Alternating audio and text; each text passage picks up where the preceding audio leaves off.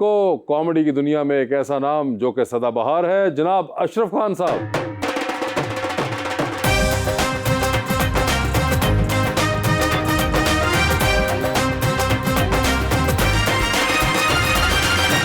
उनका साथ देने के लिए हमारी दूसरी मेहमान मॉडल रिमशा शेख।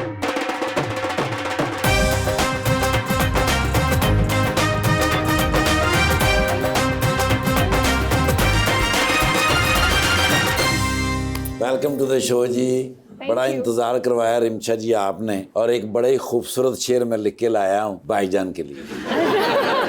बहुत शुक्रिया। और शेर भी आपकी तरफ से है जी। अच्छा, ये इरफान सादिक साहब इसके शायर हैं जी। हर एक बात पे तू आजमाने लग गया था, वाह।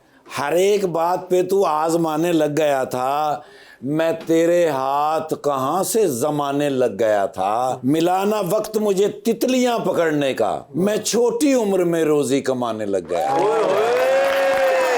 क्या बात, क्या बात, बहुत अच्छा। 50 में 50 मिलाएं तो बन जाता है 100। आहा, अगर जिगर ठंडा करना है तो पिए रो। मैंने मोहब्बत करनी छोड़ दी रुबानियां। मोबाइल में बैलेंस तक तो ठीक था, कहती सिलेंडर भी भरवा के दो। अशरफ खान साहब, क्या हाल चाल हैं? अल्हम्दुलिल्लाह। सर, पहले तो ये आपने अपनी हुमायूं सईद की जेंटलमैन वाली एनके क्यों उतार दी? ये मैंने सोबर लगने के लिए लगाई हुई थी, तो आपको लेकिन अब मैं माहौल में आ गया हूँ तो मुझे रच बस जाना चाहिए। अच्छा, तो इसमें ये तो अखज़ हुआ कि इसमें कोई प्रोग्राम में सोवेरिटी नहीं है हमारे। बता दिया हमें एनके उतार के कि अब सोबर माहौल नहीं रहेगा।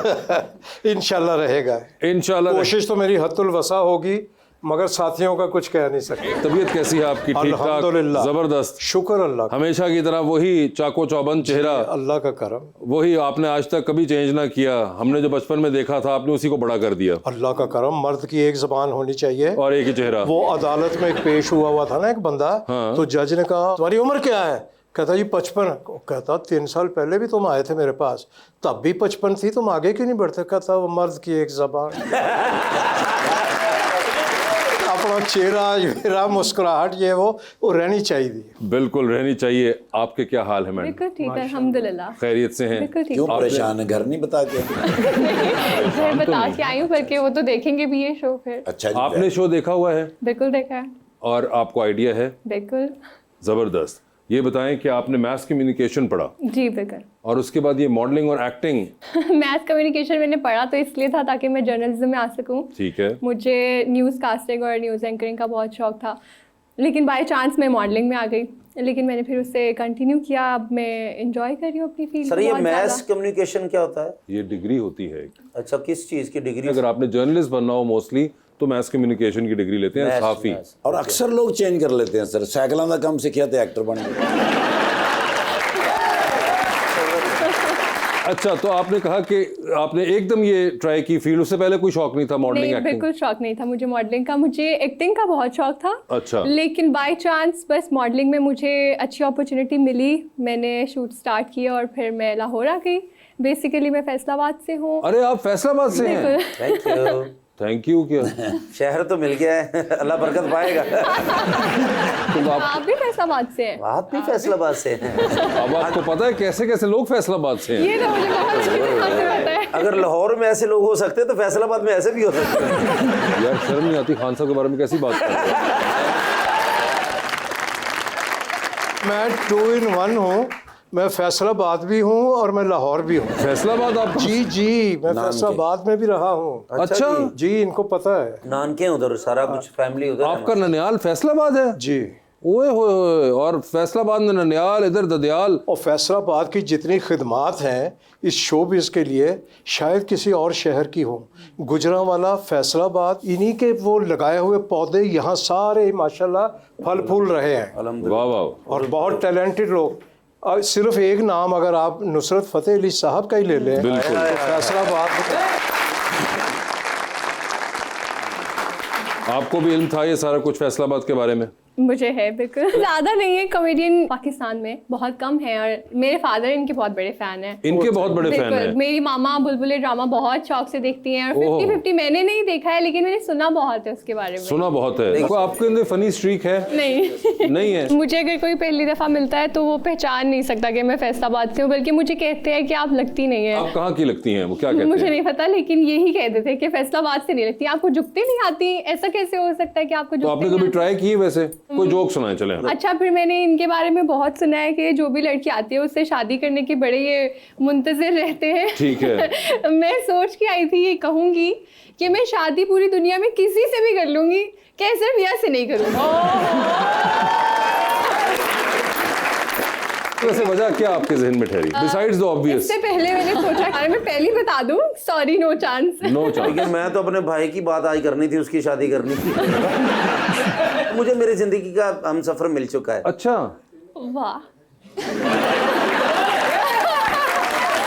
अगर आप कुछ कहना चाह रही हैं जी। मैं सर से कहने लगी थी कि जब से हमने आपको देखा है इतने सालों में, आपकी मूंछें बहुत खास हैं। एक्टर्स जो होते हैं उन्होंने बहुत अलग अलग कैरेक्टर्स करने होते हैं, तो इसमें मुश्किल तो होती होगी। आपका करियर। उमर शरीफ साहब हॉलीवुड के एक्टर, सारी ज़िंदगी मूछें नहीं उतारी। यहाँ इजाज़ साहब होते थे पाकिस्तान में, उन्होंने मूछें नहीं उतारी।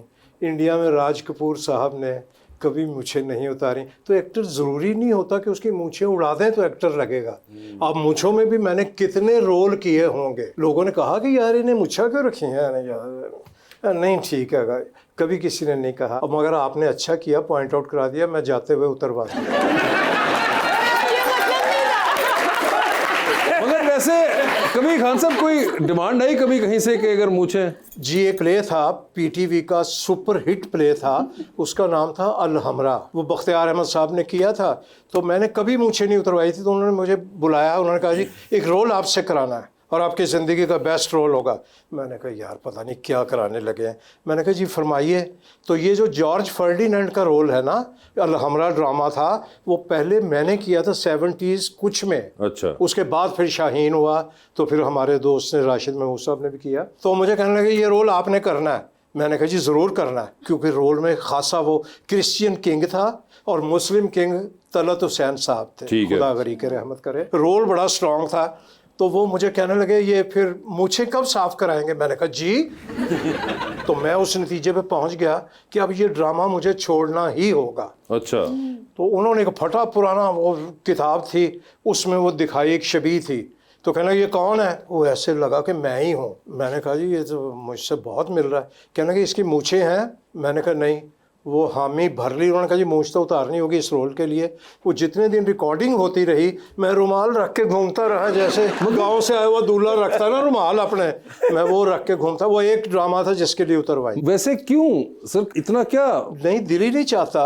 अल्लाह माफ़ करे, बंदे को पता होता है कि मैं ये प्याला कटिंग कराऊंगा तो मेरी शक्ल कैसी निकल आएगी। लेकिन आपकी भजन बहुत प्यारी शक्ल है। ये परेशानी तो वासे भाई को है ना। हाँ सही कह रहे हैं। मगर भी मुझे बताएं खान साहब, वैसे क्या कभी कोई आपके जहन में वहम किया है कि अंदर से मुंह नहीं निकलेगा? क्या होगा? खास वजह नहीं है, बस एक चेहरा होता है ना अपना, जो आज शीशे में देखता है आदमी तो वो लगता है। वो 7-8 दिन जो अजियत के गुजारे थे मैंने अल हमरा ड्रामे कोई के। तस्वीर है आपके पास उसकी? मेरे पास है, मैं आपको दिखाऊंगा। मैं देखी, इंज लगता चाइना का सदर आया।